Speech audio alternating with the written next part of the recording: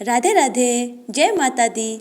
आप सब प्यारे भक्तों को नवरात्रि की हार्दिक शुभकामनाएं। श्री दुर्गा सप्तशती पाठ शुरू करने से पहले आपको बता देना चाहती हूँ, यदि आपने चैनल को सब्सक्राइब नहीं किया है तो चैनल को सब्सक्राइब कर बेल आइकन को याद से दबा लीजिएगा, ताकि आने वाली वीडियो के नोटिफिकेशन आप तक टाइम पर पहुँचते रहें। चलिए अब प्रवेश करते हैं माँ दुर्गा सप्तशती के पहले अध्याय में। महर्षि मार्कंडेय बोले, सूर्य के पुत्र सावर्णी की उत्पत्ति की कथा विस्तार पूर्वक कहता हूँ, सुनो। सावर्णी महामाया की कृपा से जिस प्रकार मनवंतर के स्वामी हुए, उसका भी हाल सुनो। पहले स्वारोचिस नामक राज्य था। वह प्रजा को अपने पुत्र के समान मानते थे, तो भी कोला विध्वंसी राजा उनके शत्रु बन गए। दुष्टों को दंड देने वाले राजा सूरथ की उनके साथ लड़ाई हुई। कोला विध्वंसियों की संख्या में कम होने पर भी राजा सूरथ युद्ध में उनसे हार गए। तब वह अपने नगर में आ गए। केवल अपने देश का राज्य ही उनके पास रह गया और वह उसी देश के राजा होकर राज्य करने लगे। किंतु उनके शत्रुओं ने उन पर वहां पर भी आक्रमण किया। राजा को बलहीन देखकर उसके दुष्ट मंत्रियों ने राजा की सेना और खजाना अपने अधिकार में कर लिया। राजा सूरथ अपने राज्याधिकार को हारकर शिकार खेलने के बहाने घोड़े पर सवार होकर वहां से एक भयंकर वन की ओर चले गए। उस वन में उन्होंने महर्षि मेधा का आश्रम देखा।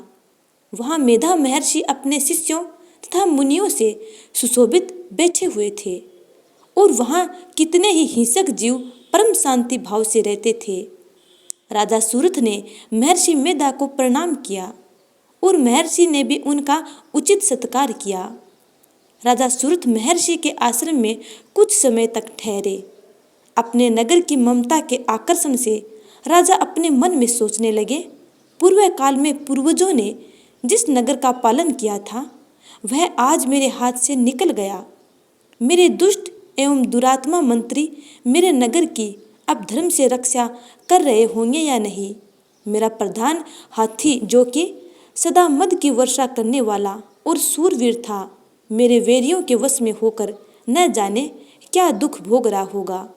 मेरे आज्ञाकारी नौकर, जो मेरी कृपा से धन और भोजन पाने से सदैव सुखी रहते थे और मेरे पीछे पीछे चलते थे, वह अब निश्चय ही दुष्ट राजाओं का अनुसरण करते होंगे तथा मेरे दुष्ट एवं दुरात्मा मंत्रियों द्वारा व्यर्थ ही धन को व्यय करने से संचित किया हुआ मेरा खजाना एक दिन अवश्य खाली हो जाएगा। इस प्रकार की बहुत सी बातें सोचता हुआ राजा निरंतर दुखी रहने लगा। एक दिन राजा सूरथ ने महर्षि मेधा के आश्रम के निकट एक वेश्या को देखा। राजा ने उससे पूछा, भाई तुम कौन हो? यहाँ तुम्हारे आने का क्या कारण है? और तुम मुझे शोकग्रस्त अनमने से दिखाई देते हो, इसका क्या कारण है? राजा के यह नम्र वचन सुन वैश्य ने महाराज सूरथ को प्रणाम करके कहा। वैश्य बोला, राजन, मेरा नाम समाधि है। मैं धनियों के कुल में उत्पन्न एक वैश्य हूँ। मेरे दुष्ट स्त्री पुत्र आदि ने लोभ से मेरा सब धन छीन लिया और मुझे घर से निकाल दिया। मैं इस तरह से दुखी होकर इस वन में चला आया हूँ और यहाँ रहता हुआ मैं इस बात को भी नहीं जानता कि अब घर में इस समय सब कुशल है या नहीं। यहाँ मैं अपने परिवार का आचरण संबंधी कोई समाचार भी नहीं पा सकता कि वह घर में इस समय कुशल पूर्वक हैं या नहीं। मैं अपने पुत्रों के संबंध में यह भी नहीं जानता कि वह सदाचारी हैं या दुराचार में फंसे हुए हैं।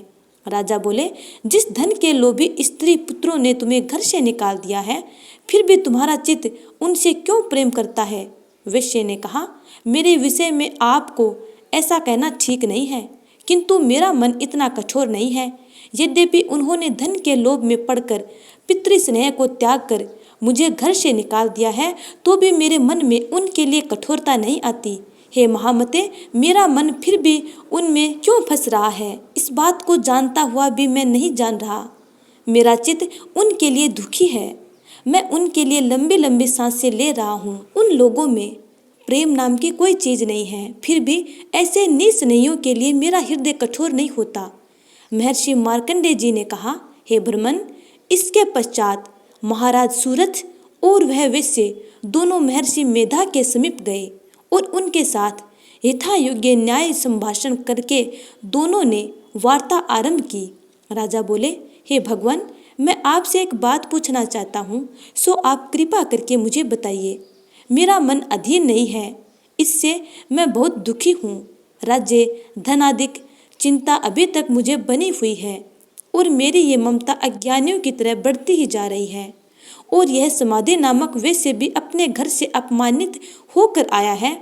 इसके स्वजनों ने भी इसे त्याग दिया है। स्वजनों से त्यागा हुआ भी यह उनसे हार्दिक प्रेम करता है। इस तरह हम दोनों दुखी हैं। हे महाभाग, उन लोगों के अवगुणों को देखकर भी हम दोनों के मन में उनके लिए ममता जनित आकर्षण उत्पन्न हो रहा है। हमारे अंदर ज्ञान होते हुए भी ऐसा क्यों है? अज्ञानी मनुष्यों की तरह हम दोनों में यह मूर्खता क्यों है? महर्षि मेधा ने कहा, विषम मार्ग का ज्ञान सब जंतुओं को है। सबके लिए विषय पृथक पृथक होते हैं। कुछ प्राणी दिन में नहीं देखते और कुछ रात को, परंतु कई जीव ऐसे हैं जो दिन तथा रात दोनों में देख सकते हैं। यह सत्य है कि मनुष्यों में ज्ञान प्रधान है, किंतु केवल मनुष्य ही ज्ञानी नहीं होता। पशु पक्षी आदि भी ज्ञान रखते हैं। जैसे ये पशु पक्षी ज्ञानी हैं, वैसे ही मनुष्य का ज्ञान है, और जो ज्ञान मनुष्यों में है वैसे ही पशु पक्षियों में भी ज्ञान है, तथा अन्य बातें भी दोनों में एक जैसी पाई जाती हैं। ज्ञान होने पर भी इन पक्षियों की ओर देखो कि अपने भूख से पीड़ित बच्चों की चोंच में कितने प्रेम से अन्न के दाने डालते हैं। हे राजन, ऐसा ही प्रेम मनुष्य में अपनी संतान के प्रति भी पाया जाता है। लोभ के कारण अपने उपकार का बदला पाने के लिए मनुष्य पुत्रों की इच्छा करता है और इस प्रकार मोह के गड्ढे में गिर जाता है। भगवान श्री हरि की जो माया है, उसी से यह संसार मोहित हो रहा है। इसमें आश्चर्य की कोई बात नहीं, क्योंकि वह भगवान विष्णु की योग निद्रा है। यह माया ही तो है जिसके कारण संसार मोह में जकड़ा हुआ है। यही महामाया भगवती देवी ज्ञानियों के चित्त को बलपूर्वक खींचकर मोह में डाल देती है और उसी के द्वारा संपूर्ण जगत की उत्पत्ति होती है। यही भगवती देवी प्रसन्न होकर मनुष्य को मुक्ति प्रदान करती है। यही संसार के बंधन का कारण है तथा संपूर्ण ईश्वरों की भी स्वामिनी है। महाराज सूरथ ने पूछा, भगवान, वह देवी कौन सी है जिसको आप महामाया कहते हैं? हे ब्रह्मन, वह कैसे उत्पन्न हुई और उसका कार्य क्या है? उसके चरित्र कौन कौन से हैं? प्रभो, उसका जैसा प्रभाव हो, जैसा स्वरूप हो, वह सब ही कृपा कर मुझसे कहिए, मैं आपसे सुनना चाहता हूँ। महर्षि मेधा बोले, राजन, वह देवी तो नित्य स्वरूपा है। उसके द्वारा यह संसार रचा गया है, तब भी उसकी उत्पत्ति अनेक प्रकार से होती है। वह सब आप मुझसे सुनो। वह देवताओं का कार्य सिद्ध करने के लिए प्रकट होती है। उस समय वह उत्पन्न हुई कहलाती है। संसार को जलमय करके जब भगवान विष्णु योग निद्रा का आश्रय लेकर शेष शैया पर सो रहे थे, तब मधु केटब नाम के दो असुर उनके कानों के मेल से प्रकट हुए और वह श्री ब्रह्मा जी को मारने के लिए तैयार हो गए। श्री ब्रह्मा जी ने जब उन दोनों को अपनी ओर आते देखा और यह भी देखा कि भगवान विष्णु योग निद्रा का आश्रय लेकर सो रहे हैं, तो वह उस समय श्री भगवान को जगाने के लिए उनके नेत्रों में निवास करने वाली योग निद्रा की स्तुति करने लगे। श्री ब्रह्मा जी ने कहा, हे देवी, तुम ही स्वाहा, तुम ही सौधा और तुम ही वसटकार हो। सौर भी तुम्हारा ही, स्वरूप ही तुम्हारा, तुम ही जीवन देने वाली सुधा हो। नित्य अक्षर प्रणव में अकार, उकार, मैकार, इन तीनों में माताओं के रूप में तुम ही स्थित हो। इनके अतिरिक्त जो बिंद पथ अर्धमात्रा है, जिसका कि विशेष रूप से उच्चारण नहीं किया जाता, हे देवी, वह भी तुम ही हो। हे देवी, संध्या, सावित्री तथा परम जननी तुम ही हो। तुम इस विश्व को धारण करने वाली हो। तुमने ही इस जगत की रचना की है और तुम ही इस जगत का पालन करने वाली हो। तुम ही कल्प के अंत में सबको भक्षण करने वाली हो। हे देवी, जगत की उत्पत्ति के समय तुम सृष्टि रूपा होती हो, पालन काल में स्थित रूपा हो और कल्प के अंत में संहार रूप धारण कर लेती हो। तुम ही महाविद्या, महामाया, महामेधा, महारात्रि और मोहरात्रि हो। श्री ईश्वरी और बोध स्वरूपा बुद्धि भी तुम ही हो। लज्जा, पुष्टि, तुष्टि, शांति और क्षमा भी तुम ही हो। तुम खंग धारिणी, शूल धारिणी, घोर रूपा तथा गदा, चक्र, खंग, शंख और धनुष को धारण करने वाली हो। बाण, भुशुंडी और परिग यह भी तुम्हारे ही अस्त्र हैं। तुम सौम्य और सौम्यतर हो। यही नहीं बल्कि जितनी भी सौम्य तथा सुंदर वस्तुएं इस संसार में हैं, उन सब से बढ़कर सुंदर तुम हो। पर और अपर सबसे पर रहने वाली सुंदर तुम ही हो। हे सर्वस्व रूपे देवी, जो भी सत असत पदार्थ हैं और उनमें जो शक्ति है वह तुम ही हो। ऐसे अवस्था में भला तुम्हारी स्तुति कौन कर सकता है। इस संसार की सृष्टि, पालन और संहार करने वाले जो भगवान हैं, उनको भी जब तुमने निद्रा के वशीभूत कर दिया है तो फिर तुम्हारी स्तुति कौन कर सकता है। मुझे, भगवान विष्णु और भगवान शंकर को शरीर धारण कराने वाले तुम ही हो। तुम्हारी स्तुति करने की शक्ति किसमें है। हे देवी, तुम तो अपने इन उदार प्रभावों के कारण ही प्रशंसनीय हो। मधु और केटब जो भयंकर असुर हैं, इन्हें मोह में डाल दो और श्री हरि भगवान विष्णु को भी जल्दी जगा दो और उनमें इनको मार डालने की बुद्धि भी उत्पन्न कर दो। महर्षि मेधा बोले, हे राजन, जब श्री ब्रह्मा जी ने देवी से इस प्रकार स्तुति करके भगवान को जगाने तथा मधु और केटब को मारने के लिए कहा तो वह भगवान श्री विष्णु के नेत्र, मुख, नासिका, बाहु, हृदय और वक्ष स्थल से निकल ब्रह्मा जी के सामने खड़ी हो गई। उनका ऐसा करना था और भगवान श्री हरि विष्णु तुरंत जाग उठे और दोनों असुरों को देखा जो कि अत्यंत बलवान तथा पराक्रमी थे और मारे क्रोध के जिनके नेत्र लाल हो रहे थे और जो ब्रह्मा जी का वध करने के लिए तैयार थे।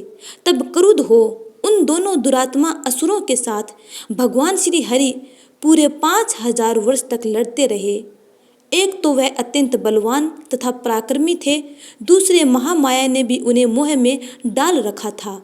अतः वह श्री भगवान से कहने लगे, हम दोनों तुम्हारी वीरता से अत्यंत प्रसन्न हैं, तुम हमसे कोई वर मांगो। भगवान ने कहा, यदि तुम मुझ पर प्रसन्न हो तो अब तुम मेरे हाथों से मर जाओ। बस इतना सा ही वर मैं तुमसे मांगता हूँ, यहाँ दूसरे वर से क्या प्रयोजन है। महर्षि मेधा बोले, इस तरह से जब वह धोखे में आ गए और अपने चारों ओर जल ही जल देखा तो भगवान श्री हरि से कहने लगे, जहाँ पर जल न हो, सूखी जमीन हो, उसी जगह हमारा वध कीजिए।